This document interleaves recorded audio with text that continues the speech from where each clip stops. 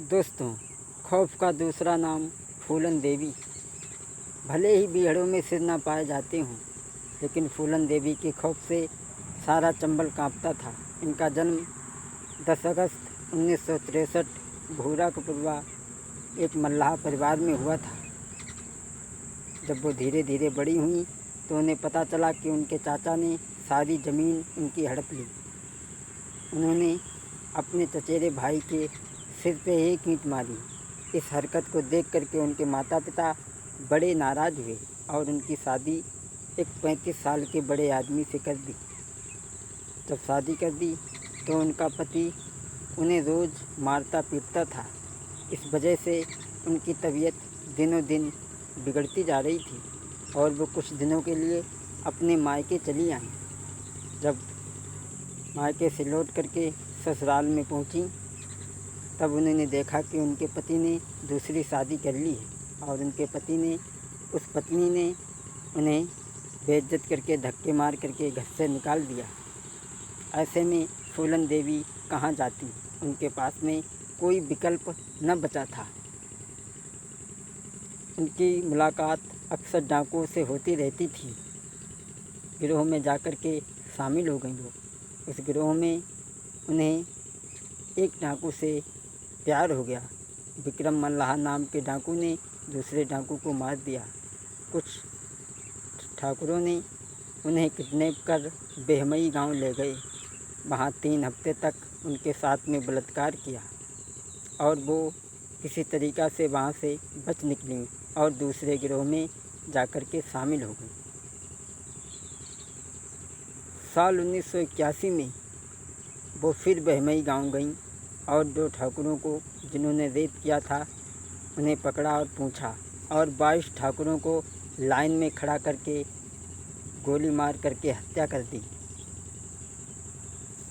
दोस्तों, अब तो फूलन देवी का नाम अखबारों में छपने लगा। दिनों और दिन हॉन्टेड होने लगी। 2 साल कोशिश करने के बाद में भी पुलिस उन्हें पकड़ने में नाकामयाब रही। उनके किस्से दिल्ली के हर शख्स के जुबां पर आज भी मौजूद हैं। बताया जाता था कि फूलन देवी का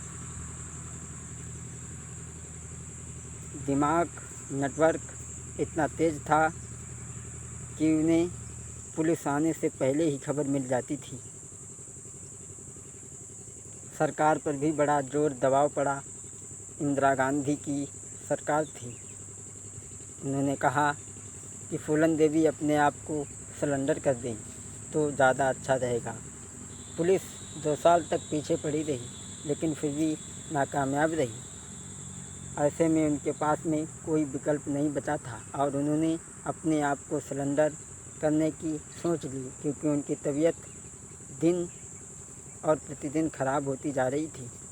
उन्होंने कहा कि अगर फांसी की सज़ा ना हो तो मैं अपने आप को सरेंडर कर दूंगी। फिर वादा दिया और कई एक बड़े अधिकारियों के कहने पर उन्होंने अपने आप को सरेंडर कर दिया। साल 83 में वो 11 साल की लंबी सज़ा काटने के बाद में साल 83-84 में उन पे लगे हुए सारे आरोप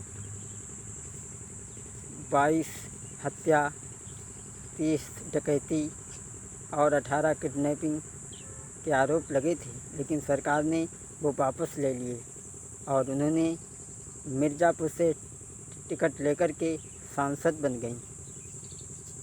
अब वो डाकुओं की लाइन छोड़ करके सांसद तो बन गई थी, लेकिन फिर भी बीहड़ की परछाई उनका पीछा नहीं छोड़ रही थी।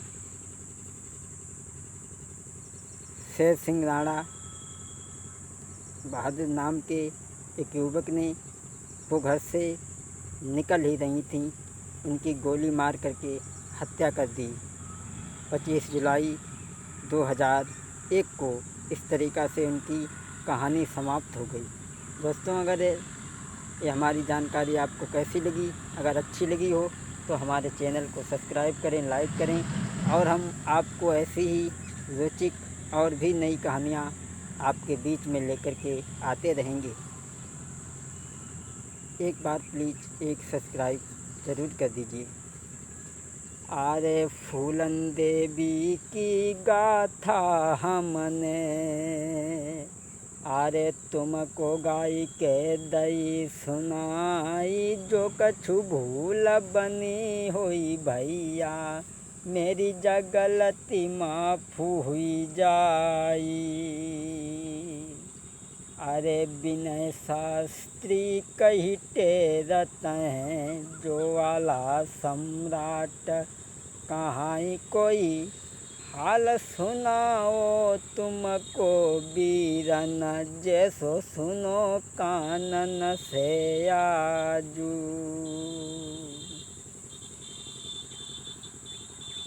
हे राधा के हितकारी श्याम के मीरा तोई बुलाई गई, हे राधा के हितकारी श्याम के मीरा तोई बुलाई गई। अरे तोई बुलाई गई मीरा तोई बुलाई गई, हे राधा के हितकारी श्याम के मीरा तोई बुलाई गई। ससुरे में चलियो संभारी के मैके में काटी जाइयो, ससुरे में चलियो संभारी के मैके में काटी जाइयो। जरा ध्यान दें। अरे धर्मराज जब लेखो मांगे तब तुम कहा बताइयो री, ससुरे में चलियो संभारी के मैके में काटी जाइयो, ससुरे में चलियो संभारी के मैके में काटी जाइयो।